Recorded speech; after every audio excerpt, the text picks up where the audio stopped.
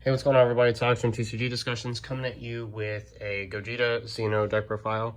I finally got mine done, and so I wanted a profile for you guys. I really enjoy playing this deck. I think it's like super good. It's definitely one of the top decks, and a deck that I thought you should be looking at to take Nats.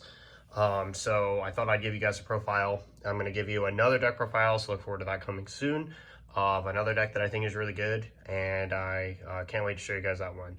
So I'm going to do a main and side for this, and so without further ado, let's get into it. So we kind of know what the leader does by now. Union Fusion, draw one, and then activate main on this side to warp the top 5, untap one, draw one, awaken. Swing, you can warp up to top 5, and then activate main, take a life to make 2 of your 1-drops, gain 10k to the end of your opponent's next turn. So to start off with the obligatory, we've got 4 SS3 thwartings. This is just no shock at all.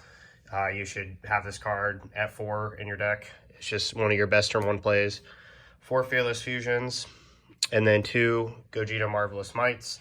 So we're not focused on the 1-drops as much, so we just don't need as many of this card. Also, it can't be played till turn 2, so it's not as good as these, so you want to see these. And while he is a fusion target that you can use for Union Fusion, it's just not what you want to see right away. So also, the Fearless Fusion, super good for spot removal. Definitely something I think you should play 4. I see a lot of us play 3. I highly recommend that you played it 4. It's one of your best turn 1 starts too. Next, to wrap it up with our Gogeta package, we play 3 SS4 Thwarting the Dark Empires. I think you should just play this card in this deck because it's just one of those finishing cards. Your deck is naturally very aggressive, so you kind of have to choose between like what plays you're wanting to make anyway. But even though it's not a Union Fusion card, it's still one of the strongest cards that Black has access to. And this deck sets it up very easy with its Union Fusion. So I think you should play it. It's just a really good finisher. It's really good against blue. Next, on to our fusion targets. We play 4 Beyond All Limits, and then 3 Feigned Greetings. You have to play this at 4. I was playing this at 3 and it was just wrong. You're gonna warp at least 1 or 2 of these. In tournament last week I warped 3, so it was just super duper rough having only access to the 1. So you just really want to secure that with 4. And Feigned Greetings, just a really good overwhelm, rip a card out of your opponent's hand, 30k swing, which this deck just doesn't need free aggression like that.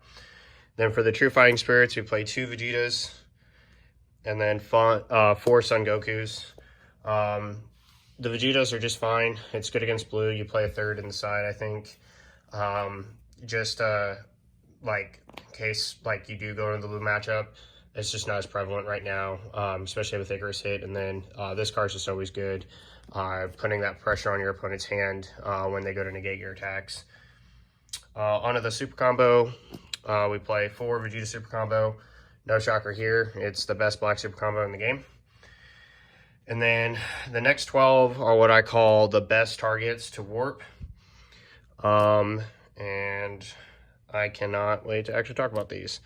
So aside from your Gokus and Vegetas that you want to warp, this package right here, this is just really, really strong. So you have to play 4 of this card. I have friends that don't play this card, and I know people play this at 2 or 3 or something. You're wrong for not playing this at 4. When you warp this off the top of your deck, it goes straight to your hand. I had a game where I warped 2 on 1 turn, another on another, and the 4th after that. This card is very pivotal because it helps you recycle your Union Fusion targets when you have a lot of Gogetas in hand. And it being in your hand is just completely monumental. It's a free plus off your leader's warp. And there's just so much to say about that value. So I think 4 Unrelenting Assault Trunks is a must. Next, we play 4 of the Kai promo. I know she's a little pricey. I know this deck in itself is just pricey, but you have to play 4 of this so you can get to your Unison. And the Mirror Unison is just, in my opinion, the best. I have Pycons. I actively choose not to play them because we're not focusing on the 1-drops. The 1-drops are there as a power piece and tech move against your opponent. Your bigger guys do all the heavy lifting. Your unrelenting assaults, your unison, so on and so forth.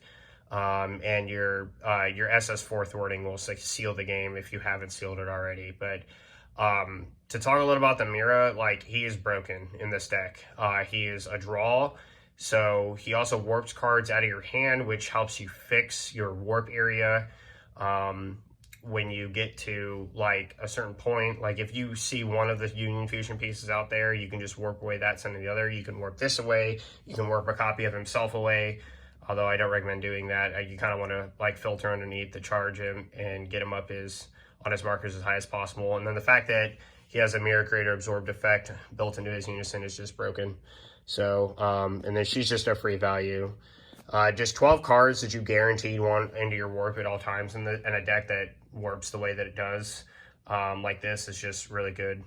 On to our negates. We play 3 of the Kai negate. So I was playing two between Protect Other People and this, and I decided to go to 3 this for a number of reasons. One, it has combo power, which that matters a lot. It's not a direct minus. So this card counter skill. Choose one of your opponent's battle cards, warp it, and then play any card sent warp by your play any card sent to a warp to their owner's battle areas by the skill, and then negate its skills for the turn. So what makes this card so powerful is that your leader sets it up immediately with his warp. So this is just the best negate. It's a negate and a removal of another card, so it just removes a huge power piece against your opponent, and you take care of 2 cards for 1 energy. So I think that that's just really good value, whereas Protector is a minus and they can still like push through it and all this other stuff.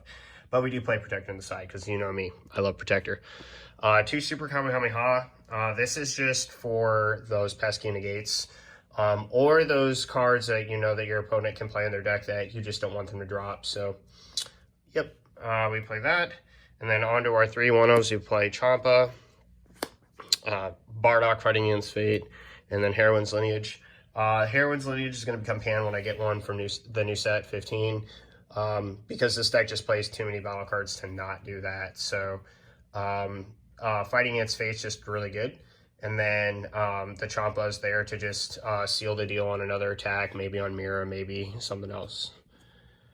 And that wraps it up for the main deck.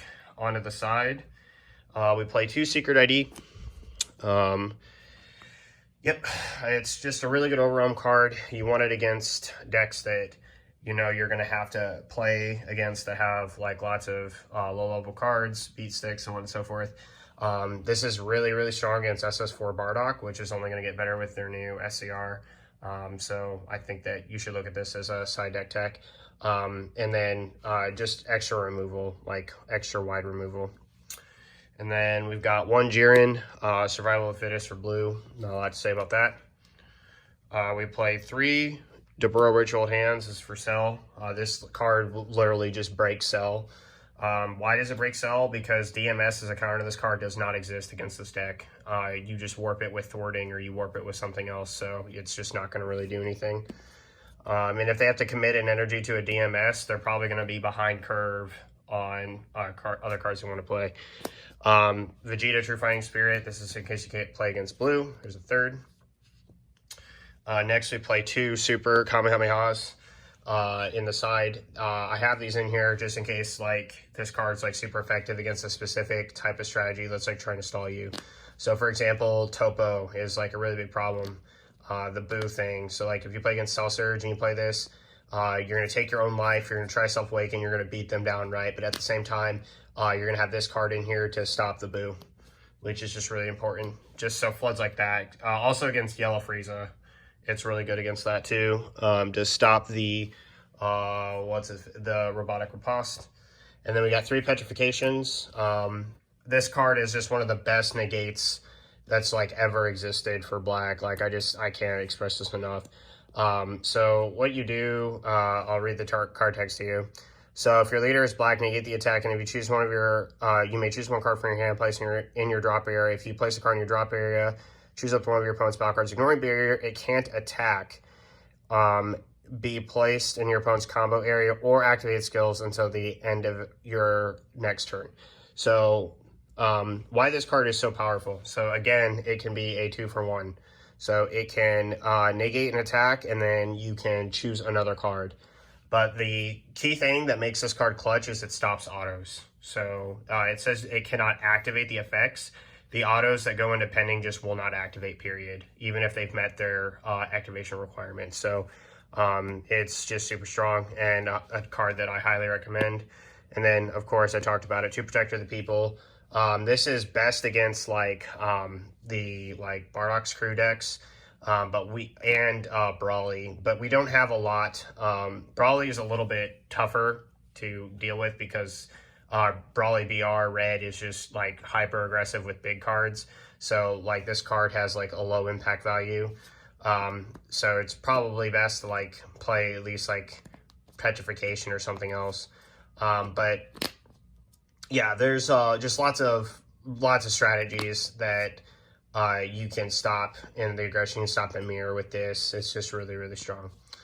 So that pretty much does it for this. Oops, sorry about the camera there, guys. Deck profile. Thank you so much for watching. Let me know in the comment section down below if you guys have any thoughts on what you would do differently, changes you would like to make, things you've been testing with the deck. I wanted to bring this to you guys before Nats, and there's another deck that I want to bring as well before Nats, just to make sure that I get it out there right. And yeah, I hope you guys have happy testing for Nats, and this profile reaches you well. I will see you next time, and this is Alex from TCG Discussions, signing off.